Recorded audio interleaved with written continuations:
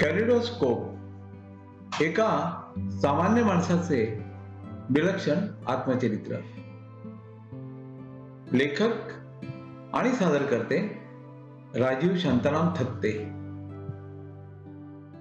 एका 64 वर्षाच्या तरुणांनी लिहिलेलं हे साधं सोपं आत्मचरित्र आहे. या चरित्रात तुम्हाला तुमच्या आयुष्यात येणारे अनुभव कोणीतरी सांगितले आहे असंच वाटेल. प्रत्येकाने आपले जीवन कसे गेले ते सांगण्यात तर खरी मजा आहे. त्यात जर तुमच्या आयुष्यात आगळ्या वेगळ्या अनोख्या घटना घडल्या असतील तर ते वाचकांना नक्कीच आवडेल. मी तसाच प्रयत्न केला आहे. तुम्हाला या चरित्राच्या रूपाने एका सामान्य माणसाचे विलक्षण जीवन कळावे हाच या कॅलिडोस्कोपचा उद्देश आहे. कॅलिडोस्कोप मध्ये जसजसे रंग, आकार, प्रकार बदलत जातात किंबहुना कॅलिडोस्कोप हलवताना पुढल्या क्षणी तो कोणता आकार दाखवणार आहे याचीही आपल्याला कल्पना नसते. आयुष्यही असेच क्षणोक्षणी बदलत जाते.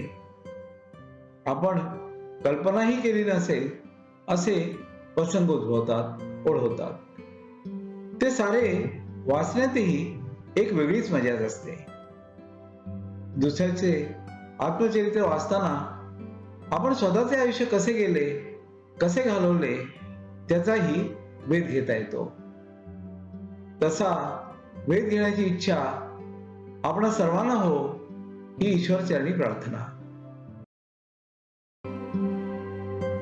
मधली 8-9 वर्षे आईने स्वतंत्रपणे आणि एकटीने राहून आनंदात काढली. ज्या मुलाला जे काम करणे सहज शक्य असेल ते काम त्याला सांगायचे अशी तिची भावना होती. औषधे आणायची असतील तर ती मला सांगत असे. हॉस्पिटलमध्ये जायचे असेल तर अनिलला हक्काने सांगायची. सुधीर आणि नंदिनी जवळजवळ रोज तिला फोन करून तिच्याशी गप्पा मारत असत. तिला प्रेमाने खाण्याचे काही पदार्थ जे म्हातारपणी उपयोगी असतात ते सुधीर नेहमीच पाठवत असे. आमचे तिघांचे संबंध चांगले राहावेत, निदान एकमेकाच्या अडीअडचणीला एकमेकाला आधार द्यावा असे आईला नेहमी वाटे. पण काही गैरसमजांमुळे आम्हा तिघा भावांच्या कुटुंबांचे एकमेकाशी संबंध राहिलेच नाही. आई मला नेहमी याविषयी बोलून दाखवायची. आमच्या वेळी आम्ही गरिबीत राहायचो, त्यामुळे आपले आणि तुमच्या काकांचे, त्यांच्या मुलामुलींचे संबंध तेवढेसे राहिले नाही. तुम्हा मुलांचे, अनिल, सुधीर, तू आणि तुमच्या कुटुंबाचे तरी चांगले संबंध राहतील असे मला आणि बाबांना नेहमीच वाटत राहिले. पण तसे ते राहिले नाही. अनेक वेळा आम्ही एकमेकांशी भावंडांनी चांगले संबंध ठेवा असे तुम्हाला सांगून बघितले, पण तुम्ही तिघांनीही ते कधी ऐकलेच नाही. तुमचे संबंध एकमेकांशी आम्ही प्रेमाने ठेवू शकलो नाही हा आमचाच कुठेतरी पराभव झाला. आयुष्यात हे शल्य आम्हा दोघांनाही नेहमीच वाटत राहिले. आईने मला एकदा सांगितले, आई, आम्हा भावंडांचे आणि त्यांच्या कुटुंबियांचे संबंध का बिघडले ते मला खरंच माहिती नाही, पण मी जेव्हा केव्हा तुझ्या घरी येतो तेव्हा अनिल आणि सुधीर यांच्याविषयी, त्यांच्या मुलांविषयी, मुलींविषयी, बायकांविषयी तुझ्याकडून पूर्ण माहिती घेतो. तू त्यांच्याविषयी मोजकीच आणि चांगली माहिती मला देतेस, यातच मी समाधान मानतो. ते दोघे तशीच माझी आणि माझ्या कुटुंबियांविषयी माहिती तुला विचारत असतील असे मी मानतो आणि त्यातच मला समाधान मिळते. मग ते विचारत असोत वा नसोत. मी आईला म्हणालो, तुम्ही एकमेकांशी बोलत का नाही? आम्ही तुमच्यावर, तिन्ही मुलांवर असे संस्कार केले होते का आम्हीच कुठेतरी यात कमी पडलो? आईने मला विचारलं. आई, प्रत्येक जणच आपला संसार प्रथम सांभाळतो. आम्ही तिघेही जेव्हा एकटेच होतो तेव्हा एकमेकांविषयी अतिशय उत्कट प्रेम वाटायचे. मग आम्हा तिघांच्या प्रेमातही प्रत्येकाच्या कुटुंबातले भागीदार आले. आधी बायका आल्या, मग मुलं झाली आणि तेव्हाच एकमेकांशी संबंध कमी होऊ लागले. आई, प्रेमाचे संबंध हे जगात सगळ्यांशीच ठेवता येत नाही.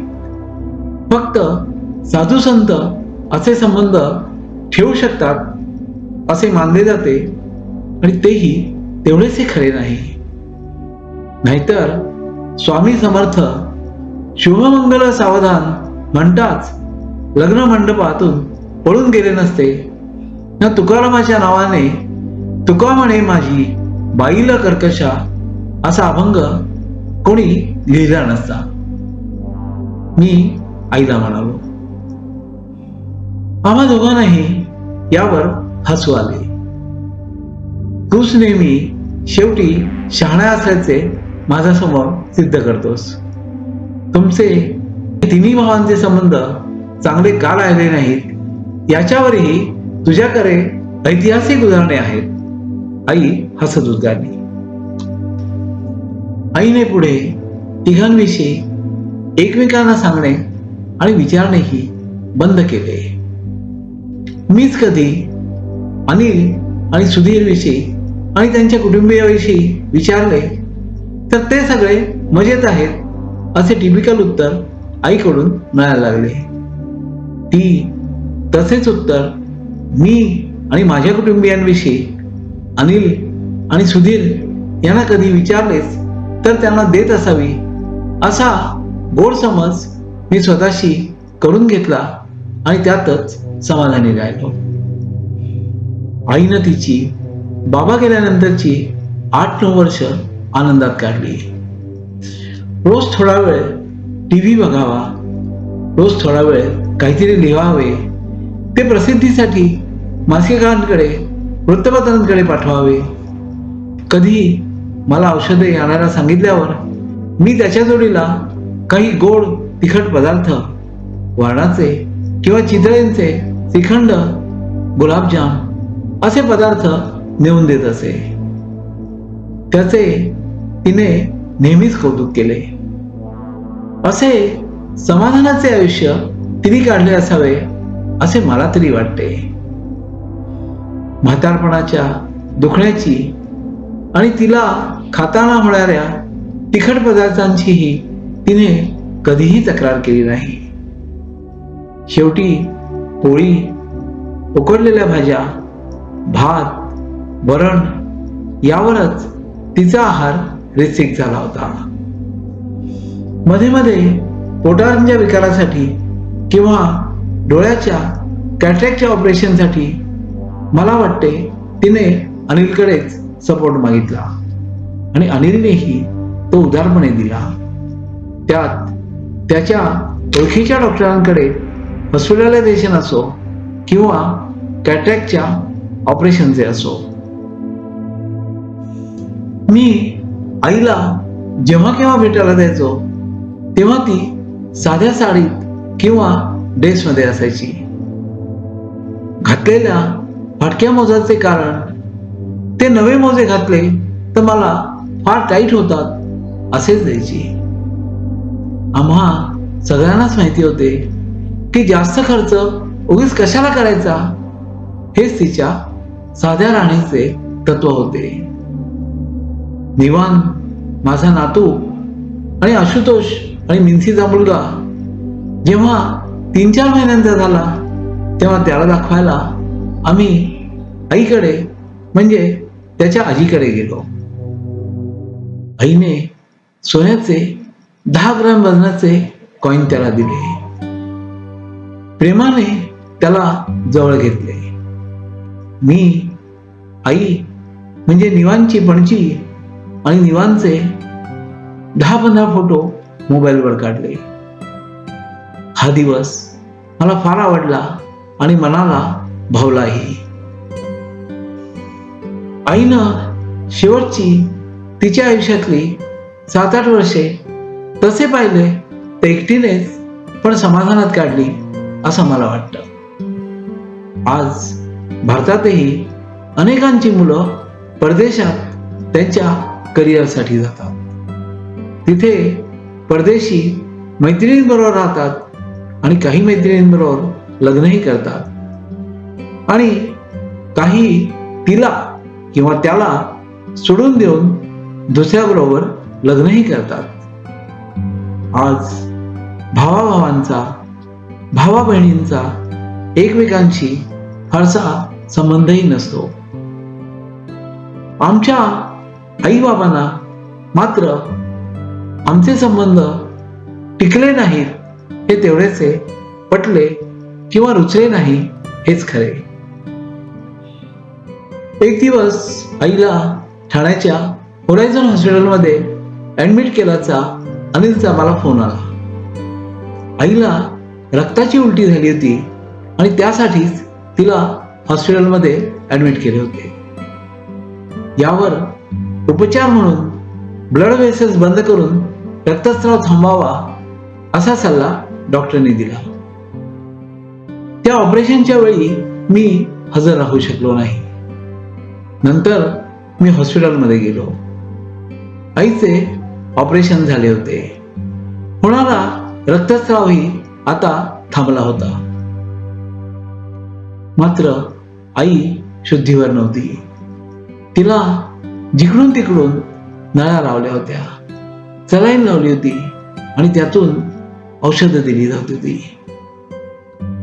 26 ऑक्टोबर 2017 संध्याकाळी आईजवळ डॉक्टर जमा झाले होते. आम्ही तिघेही तिथे हजर होतो. पुन्हा इंटरनल ब्लिडिंग सुरू झाले आहे. आता आम्ही काहीच करू शकत नाही. तुम्हीच आईला ट्रीटमेंट आता काय द्यायची आणि द्यायची का याचा योग्य तो निर्णय घ्यायला हवा, डॉक्टरांनी आम्हाला सांगितले. अनिल, सुधीर, मी आणि आमचे काही कुटुंबीय तिथेच हजर होते. मला वाटतं प्राणवायूच्या नळ्या आता काढून टाकाव्यात आणि आईला परमेश्वराच्या हातात सोपवावे, मी म्हणालो. त्याला अनिलनं आणि सुधीरनंही मान्यता दिली. आईच्या प्राणवायूच्या नळ्या निघाल्या. आता तिच्या चेहऱ्यावर समाधान वाटायला लागले. आमच्या लाडक्या प्रेमळ आईची आता शेवटची घटका भरत आली होती. आईची पल्स हळूहळू खाली जात होती. पृथ्वीवरचा एक देह सोडून आई बाबांकडे स्वर्गात जायला निघाली होती. आईने तिच्या हॉस्पिटलमध्ये झालेल्या 5 लाखांच्या खर्चाची सोय तिच्याच अकाउंटमध्ये आवश्यक तेवढे पैसे ठेवून स्वतःच करून ठेवली होती. मी एकूण 5 लाख खर्चाचा हॉस्पिटलचा चेक तिच्याच अकाउंटवरनं दिला. आईने तिच्या अंतिम प्रवासाची तयारी जणू स्वतःच करून ठेवली होती. आईचा अंत्यसंस्कार झाल्यावर तिची रक्षा विसर्जित करण्याकरता मी नाशिकला गेलो. गोदावरी घाटावर मी पोचलो. कोणतेही विधी न करता आईची रक्षा मी विसर्जित केली. आज बाबांच्या आणि आईच्या प्रेमापासून, मायेपासून आणि त्यांनी केलेल्या आमच्या साऱ्यांच्या काळजीपासून मी मुकलो होतो कायमचाच.